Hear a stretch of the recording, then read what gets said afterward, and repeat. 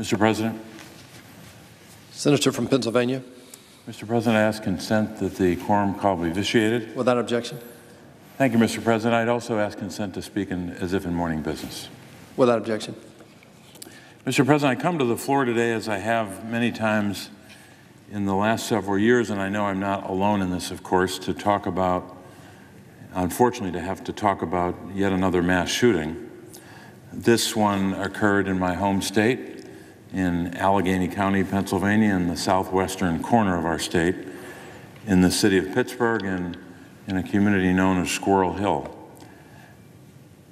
I come today to do a couple of things. Number one is to honor the victims of this mass shooting and the individuals who were injured.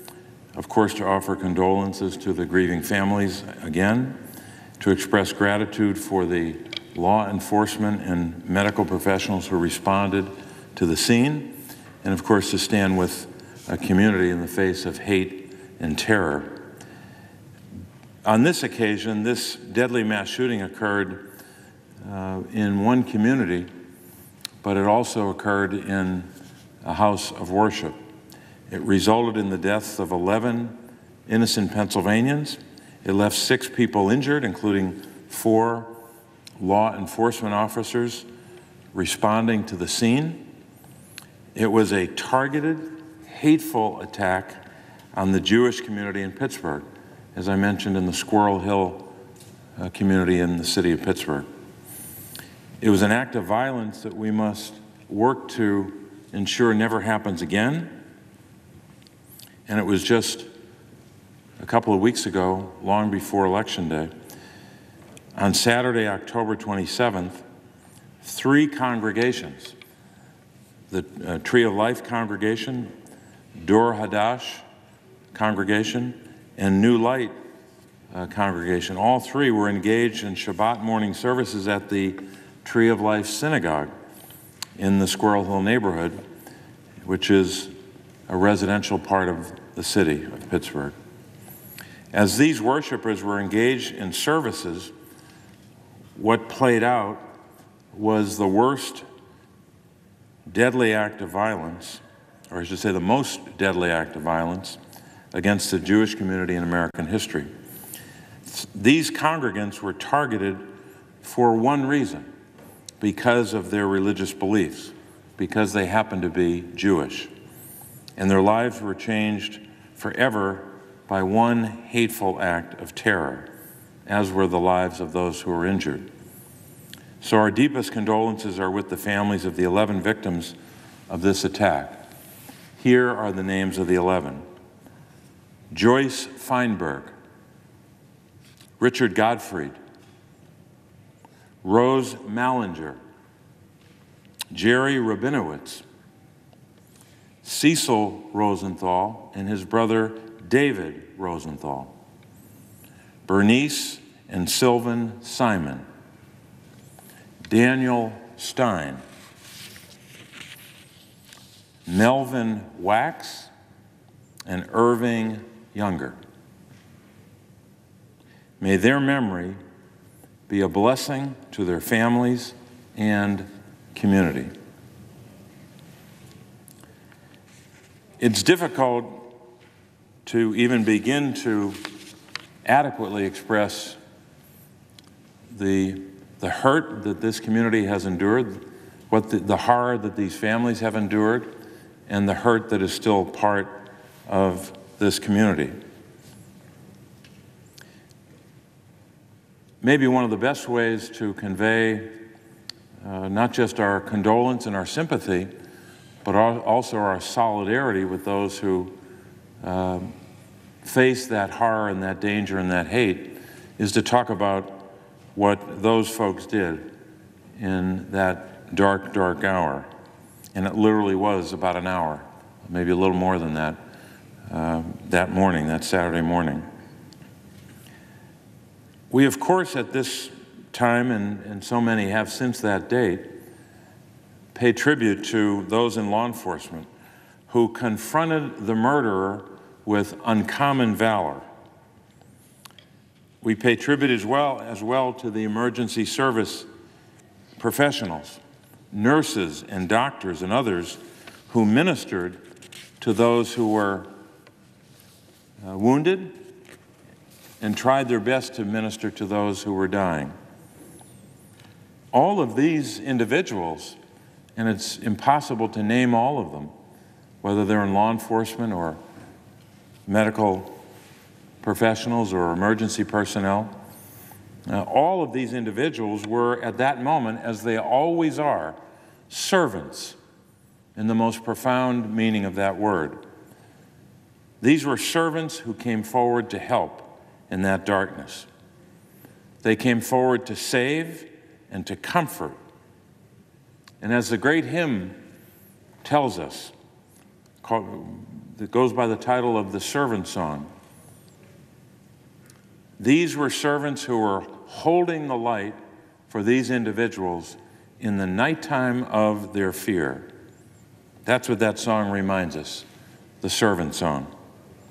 So in that nighttime of fear, when a gunman with very powerful weapons is shooting directly at individuals, targeting them in a house of worship, with no protection at all for those who were victims, and those who were targets but who survived but had to wait what must have seemed like an eternity for help because the gunman was in control of that scene for a period of time. They were in that nighttime of their fear, and those servants came forward to bring some light to that darkness, to bring light to that nighttime of their fear. People all over the world have marveled at the strength, the resolve, and the love of the people of Pittsburgh, a community that is, as they've said so many times since then in that community, it's a community that is stronger than hate, and I would argue stronger than ever. So we're thinking about those families, we're thinking about those who gave so much in that hour of tragedy and horror and death and darkness. But we also have to do more than that. Commendation and sympathy and condolences and solidarity and being determined to try to prevent this from never happening again. All of that is important, but we have to do more. We have to also act, or maybe it's better to say to take action, to enact common sense policies, laws, and other policies that will at least reduce the likelihood that these acts of violence will, in fact, continue to occur. This is a problem, this problem of mass shootings is a uniquely American problem that has to be solved by the American people, of course, through their elected representatives at every level of government, but maybe most especially here in the United States Senate, in the other body, the House of Representatives, working with the executive branch. I believe we have to take action. No single law or no series of measures, even if they were to be enacted into law, will remove the possibility that these mass shootings and other examples of horrific gun violence will suddenly vanish from the earth and never happen again. But there are steps we can take that will, for sure, reduce the likelihood. The point I've made all along is that we've got to take action, enough action, even a series of actions that might prevent one of these. One fewer incident where kids are killed in a school, like we saw 6 years ago in Newtown, Connecticut, Sandy Hook Elementary School. One less example of people being gunned down in a nightclub or in another school in Florida, and now in a synagogue in Pittsburgh. What do we need to do? Well, we could start with measures that have broad-based support, some of them support by 80 to 90% of the American people. We could require universal background checks. I think that's about a 90-10 issue, maybe. Ban military-style assault weapons. Millions of them on our streets already, weapons of war on our streets and in our communities. and limit high-capacity magazines that allow hundreds of rounds to be fired in just a matter of seconds or minutes. We must keep guns out of the hands of dangerous people, suspected terrorists, and individuals convicted of hate crimes, stalking, domestic violence, and dating violence.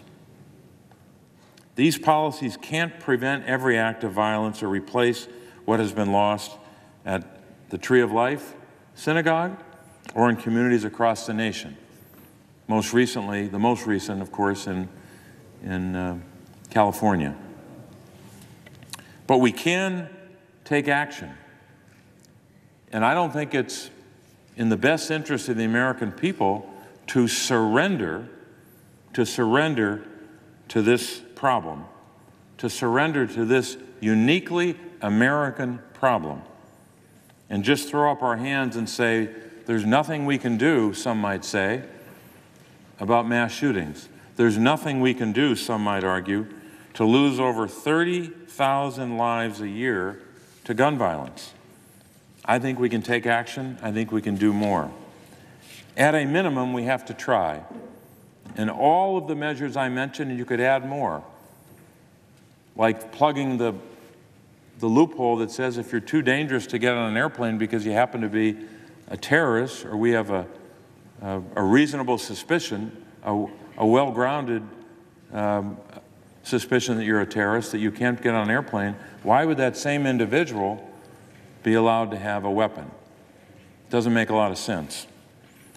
So we have some work to do as legislators and as Americans to try to reduce the likelihood that these attacks will continue. None of the measures that I've outlined here today, and we could add more to the list, are in any way inconsistent with the Second Amendment or in any way would undermine the right of a law-abiding American to purchase a firearm and to use a firearm for self-protection or for hunting or whatever else. We have to take action at long last. It's been too long, too many tragedies, too many lives lost, and the response by the Congress for years now, you could even say decades, has been to throw up their hands and say, there's nothing we can do. I don't believe that about America, that the most powerful nation in the world can do nothing on this issue. We need to do more. We need to debate it on this floor again, but to do something we haven't done in a substantial way in at least 6 years, and that's to have votes on this floor that deal with this issue. We have to solve a lot of problems in the weeks that remain in this Congress and in a new Congress. But one of them is this, to begin to solve this problem that only America has suffered from. It's difficult, it is contentious, and it's certainly not a problem that has an easy solution. But to do nothing, which is basically what the Congress has done for far too long, to do nothing is not in the best interest of the American people. I would argue it's inconsistent with our values, it's inconsistent with who we are.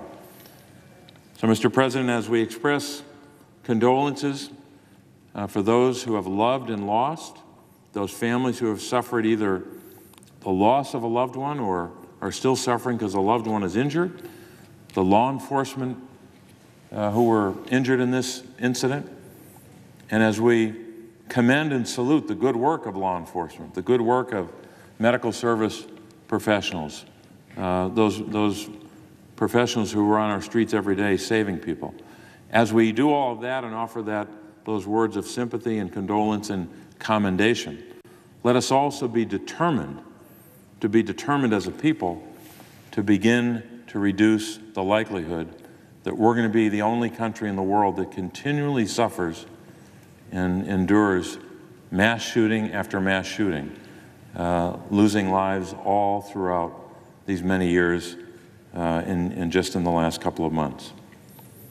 I think that's a challenge, but also solving that problem is a mission worthy of a great country.